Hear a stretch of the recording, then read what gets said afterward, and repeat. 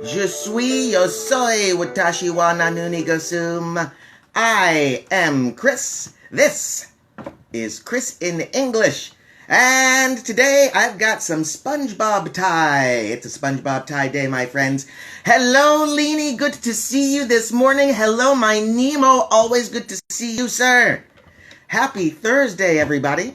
Or as I like to call it, Friday Eve. Happy Friday Eve. Friday Eve, of course, is the day before Friday. Christmas Eve is the day before Christmas. New Year's Eve is the day before New Year. Friday Eve is the best because we get 52 Friday Eves every year. How are you guys doing? I hope you're doing well. It's hot in San Diego. It is hot. Hello, Matomo. Good to see you today. Good to see you always. It's hot in San Diego. Oh my goodness, we're having a heat wave. A heat wave is when the temperatures rise a lot, making it a little bit uncomfortable. But don't worry, I'm strong, I'm powerful. I'm not going to melt away like ice. 90 degrees Fahrenheit. Alexa, convert 90 degrees Fahrenheit to Celsius. 90 degrees Fahrenheit is 32.2 degrees Celsius. 32 and a half. So it's hot. It's hot. When the show is over, between the show and my next class, I'm taking off the tie. I miss my school. I miss working at EC because EC has air conditioning. My house does not have air conditioning. So I'm just going to have to be hot today. But don't worry. I'm strong. I'm powerful. I'm not going to melt. It's a lot hotter in other places in the United States. In my mom's city, she's near Phoenix, it's going to be closer to 112 degrees Fahrenheit. Alexa, 112 degrees Fahrenheit in Celsius. 112 degrees Fahrenheit is 44.44 degrees Celsius. 44.5, oh my goodness. Yeah, my mom has air conditioning. I'm so glad to see you guys. Let's take a look at what we're going to be doing today. You know what the day looks like. We're going to have a word of the day. I got a great word. Oh my goodness. I've got a great and a little bit complicated word of the day for everybody. I'll give you the coronavirus update. We'll talk a little bit about an interesting story about a dog. I found an interesting story about a dog. And since I have a dog, I thought I would share this dog story with you. So we'll talk about the dog. And I'll tell you something new on my website. It's a grammar challenge. I'll tell you about the grammar challenge, and then we'll see how many of you are up to taking the Chris in English grammar challenge. We're going to have a new challenge every week, and I think maybe you will even be able to win a prize. How does that sound? We have a little bit of grammar today. This week we have been talking about present perfect. Today we're going to talk about time words that we can use with present perfect. What are some time words, time expressions that we can use with the present perfect verb form? We will chat a little bit. We'll talk about our question of the day. How far would you walk for a friend? That's our question of the day, and you'll find out why that's the question of the day a little bit later in our show. But that's the question. How far would you walk for a friend? Let's take a look at our day. We'll start with our coronavirus update. San Diego is doing okay. Since yesterday, it looks like we had 2 people die from the virus. That is bad, of course. Every person's death makes us sad. But in the United States, we had closer to 1,010 deaths. So San Diego is doing better than the country as a whole. Håkan, good to see you, my friend. I hope things are treating you well in Turkey. I'm glad to see you. We're doing the coronavirus update in San Diego. We had 2 more deaths yesterday compared to 1,010 deaths in the United States yesterday alone. The United States has a total of 153,000 deaths. That's obviously rounded to the nearest something. And we're not quite getting better yet. We're not quite getting better. A lot of other countries have done a lot better than the United States in tackling the coronavirus, although I understand a lot of places that had been doing better are starting to have a relapse. They're starting to have a second spike. I hope all of you are doing well and staying safe and healthy. This is for you, Nemo. Ready? I would walk 500 miles and I would walk 500 more just to be the man who walked 1,000 miles to show up at your door. La la la la, la la la la, la la la la la la la la la la la. No? You did your part, right? I did my la la la las, and then you did. I hope you did your la la la la. It doesn't work if we're not both doing our part. Hey, I hope everybody is doing healthy and well. I hope everybody is safe. You're doing everything you're supposed to do with the coronavirus. Wash your hands, wear your masks, keep distance. We'll get through this. What else is going on? Let's do our word of the day. I know that's why you're here. Hey, thank you, Nemo. Thank you. Nemo's telling me that he did his la la la las. Because if he didn't, the song just doesn't work. Who was that? I think the name of that band was the Proclaimers. I'm not perfectly sure. I think they were called the Proclaimers. I know they were an Irish band. And I know I've sung that song more than just this one time. So, our vocabulary word of the day. You guys have been very patient. Thank you for waiting. Here it comes. It's our word of the day. If you want to see the word of the day, you can visit our website, ChrisinEnglish.com, where you can see the word of the day every day. Thank you to the free dictionary. TheFreeDictionary.com provides our word of the day. Just makes it show up right on the website every morning. Thank you guys very much. I appreciate the service. No, they don't pay me. But they can if they want. Our word of the day today is an adjective. Higgledy-piggledy. That's our word of the day, my friends. Our word is higgledy-piggledy. Let's spell that because it's a complicated spelling word. We've got H-I-G-G-L-E-D-Y hyphen P-I-G-G-L-E-D-Y. Higgledy-piggledy. A little bit complicated, right? A little bit confusing? A little bit chaotic? Well, good, because that's actually what higgledy-piggledy means. It means disorganized. It means chaotic. It means disorderly. Higgledy-piggledy describes something that is not organized. I cleared my desk off this morning. Because it was all higgledy-piggledy. Completely disorganized, in disarray. That's another good word, another good synonym for higgledy-piggledy, disarray. I don't want to work for a higgledy-piggledy company. A company that is not well organized, a company that is not well run, a company that is always chaotic. Higgledy-piggledy. One more from me at least. The United States government's coronavirus response has been too higgledy-piggledy. Chaotic. Disorganized. I wish it weren't true. What about you, my friends? Higgledy-piggledy. Say it. Try it. Just say it out loud. It's a fun word to say. Higgledy-piggledy. Can you give me a sentence using our word of the day?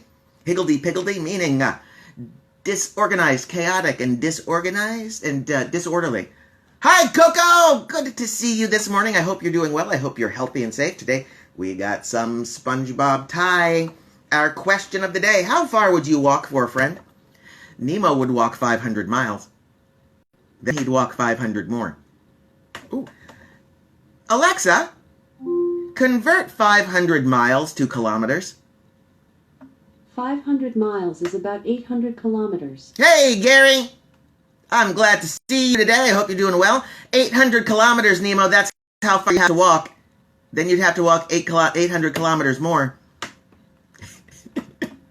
Yeah, the Proclaimers should have just written that song using the metric system. They're from Ireland. I don't know why they didn't. Oh, I do, of course. Yeah, in England, they actually still use miles as well. It's not just us. Higgledy-piggledy. Anybody who has a sentence using our word of the day, please share. I want to hear your sentence. You can write it right here in our comments. You can leave a comment when I post the video on Instagram or on Facebook, or you can send me an email. Chris@ChrisinEnglish.com. I would love to hear you. Please visit the website. We got all sorts of fun stuff there. Higgledy-piggledy. There's a dog, and her name is Cleo. Cleo used to live in Missouri, a city called Lawson, Missouri. Oh, we got a sentence. Here we go. Thank you, Leanie. Here's Leanie's sentence using our vocabulary word of the day. When I finished cooking, my kitchen was so higgledy-piggledy. Woohoo! Leanie, that's great. That's fantastic. And it's usually accurate, especially when I cook. Flour everywhere. In fact, when I cook, not only is the kitchen higgledy-piggledy, but I'm often higgledy-piggledy myself. That's a great sentence. Thank you, Leanie. Anybody else? Anybody else want to share their sentence using our word of the day? I'm awaiting. Meanwhile, I'll tell you about Cleo the dog from Lawson, Missouri. Cleo lived in the house with her owners in Lawson, Missouri. They lived there for quite a while. Apparently, she lived there since she was a puppy. And then she grew older. But her family ended up moving. They had to move from Lawson, Missouri to a small town in Kansas. That is 57 miles away. They moved 57 miles from Lawson, Missouri to a city in Kansas. I already did it. It's 92 kilometers. They moved 92 kilometers. After the family moved, Chloe went missing. They couldn't find Chloe. They looked. They put ads on Facebook. They put posters around their city. They couldn't find their dog, Chloe, who they had had since she was a puppy. Turns out, Chloe walked home. Chloe walked from the new city in Kansas all the way back to Lawson, Missouri. 57 miles, 92 kilometers that dog walked to get back to her old home. Oh, we got another sentence here with our word of the day. This one's from Nemo. Thank you, Nemo. Let's take a look. During a traffic jam, everything is higgledy-piggledy. That's true. That is true. Especially if you're someplace like Los Angeles. I understand Beijing has some higgledy-piggledy traffic as well. Higgledy-piggledy. Chaotic. Disorganized. Very good, Nemo. Thank you. I want more. I want more sentences with our word of the day. Higgledy-piggledy. It's a fun word. A very fun word. So, Chloe, the dog, walked home 92 kilometers. She walked home 57 miles so that she could be at her old home. The new owners of the Lawson, Missouri house were very confused when they came home one day and saw Chloe just laying on her porch, looking very comfortable, like she belonged there. Because she did. Now, here's the good news. Chloe had a chip. Chip, C-H-I-P. Chip, a little electronic device that you can put under your pet's skin. So that if your pet ever gets lost, if someone finds them, they can take a little device. And it gives the name of the owner and the address and contact information and all of that fun stuff. So the new owners of the Lawson, Missouri house found out that Chloe had a chip. They had the chip read. They contacted the owners of Chloe, and the owners came and picked Chloe up. From what I read in the article, Chloe went from being a little bit scared and confused to being incredibly happy to see her new owners, her old owners, drive up to pick her up. Yeah! That's the story of Chloe, the dog who walked 92 kilometers to get back to her old house. This is amazing to me because I, of course, have a dog. His name is Obi-Wan, named after a character from my very favorite movie. Dink. Obi is great. I love my dog. He's very cute. He knows 2 tricks. He can sit, and he cannot listen. Those are his 2 tricks. But he's very cute, and we love him very much. Obi does something that I don't understand, and maybe you guys can explain it to me, because a lot of dogs do this.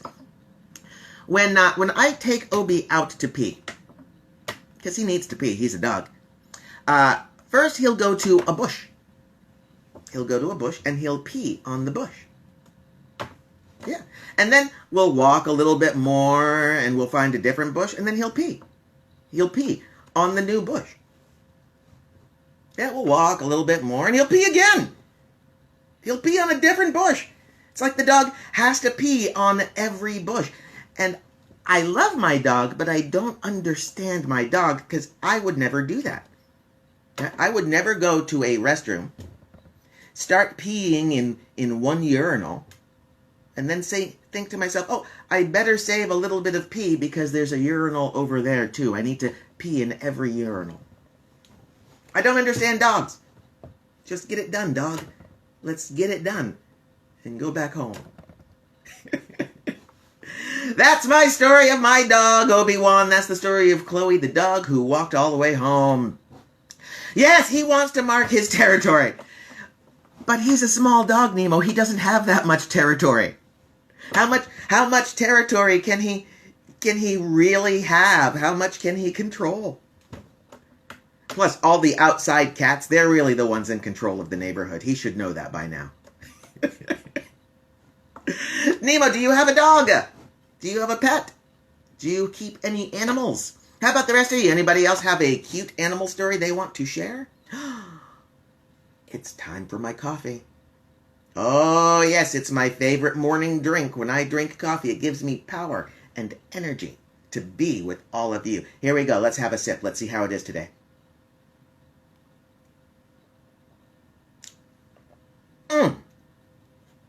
That is a good cup of coffee. I want to share 2 things with you. One of them is called the Chris in English Grammar Challenge. Oh, but we're going to put a hold on that. Look, Nemo has it. Golden Retriever. Let me double check something. The dog I was just talking about, yeah, Chloe, the dog who walked home, is a Golden Retriever. Isn't that amazing? Does your dog walk home? Does your dog walk 97 kilometers? That's awesome. Those are beautiful dogs. And Nemo, as I'm sure you know, they are so smart. They are very smart dogs. But they have a lot of energy and they need a lot of attention. But they're our friends and we love them and we give them what they need. Yeah. The Chris in English Grammar Challenge, something that my website has been missing. Oh my goodness, it's Grammar Challenge. There's the new and first Grammar Challenge on the website right now. If you go to ChrisinEnglish.com, right there on the front page, you'll see a button that says, Take the Chris in English Grammar Challenge. Click that button.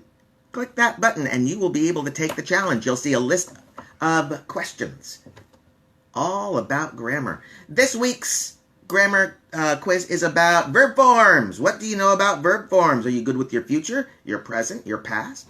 Are you progressive, continuous, perfect, simple? How is your verb form? Take the quiz. Find out. Next week, this week's just going to be for fun. See how we did. But next week, I think there's going to be a prize. How would you like to win a dictionary set?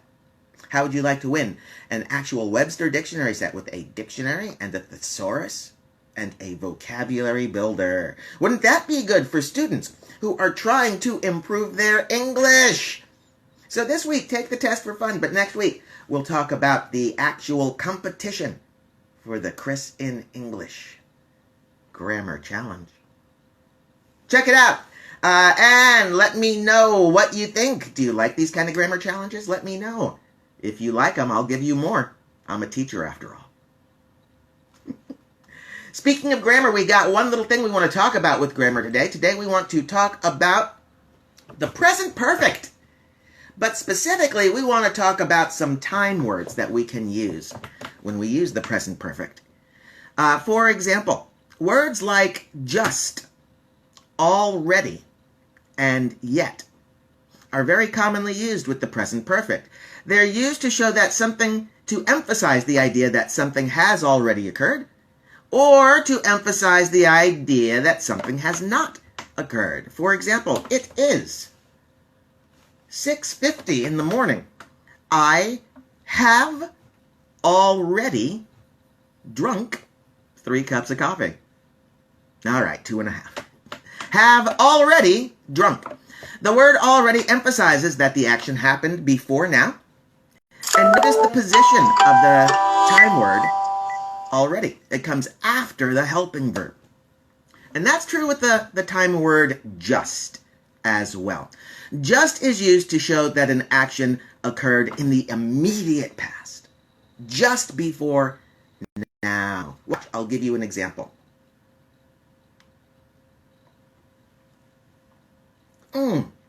That's good. I have just had a sip of coffee. I've just had a sip of coffee. It occurred in the immediate past. And that's how we use just. Again, notice where we're putting that time word. It comes after the helping verb. The word yet is used in negative present perfect sentences, and it's used to emphasize that the action has not occurred to this point. I have not yet visited Marty in the Netherlands. It has not happened to this point. It doesn't mean it's never going to happen, Marty. It doesn't mean that it will not ever happen. It just means that it hasn't happened yet. Notice the position of yet. The best position for yet in a negative present perfect sentence is actually at the end of the sentence. Yes, you're right. Those of you who are saying, Chris, I have seen yet come in different sentence positions. Yeah, you'll see that. Often it's stylistic. But the general rule, the basic rule that you want to follow is to put your yet at the end of your sentence in your negative present perfect. That's it. That's it. Oh, that's not it. I want to talk about 2 more time words. Probably the 2 most important time words, for and since. Because students often confuse those 2. So I'll just give you the short version of how they're different. For is used to show a total amount of time. Let's use it in a present perfect sentence. I have taught English for 25 years. Oh my goodness, that's a true sentence. Yeah. For 25 years. 25 years is the total amount of time that I've been teaching English. For, to show total amount of time.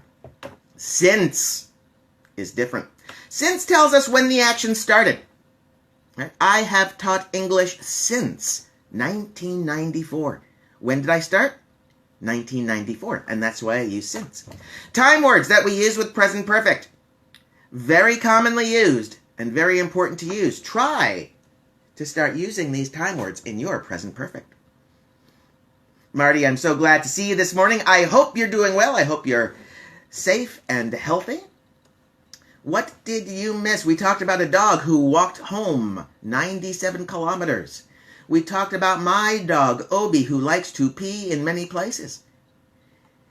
We talked about the new grammar challenge on the Chris in English website. If you go to the website, ChrisinEnglish.com, right there on the front page, you'll see a blue button. Click that button, and you'll be able to take the Chris in English Grammar Challenge. New grammar challenge every week. Next week, we might even have a prize. A dictionary. And a thesaurus. Wouldn't that be great? Marty, I hope you're well, sir.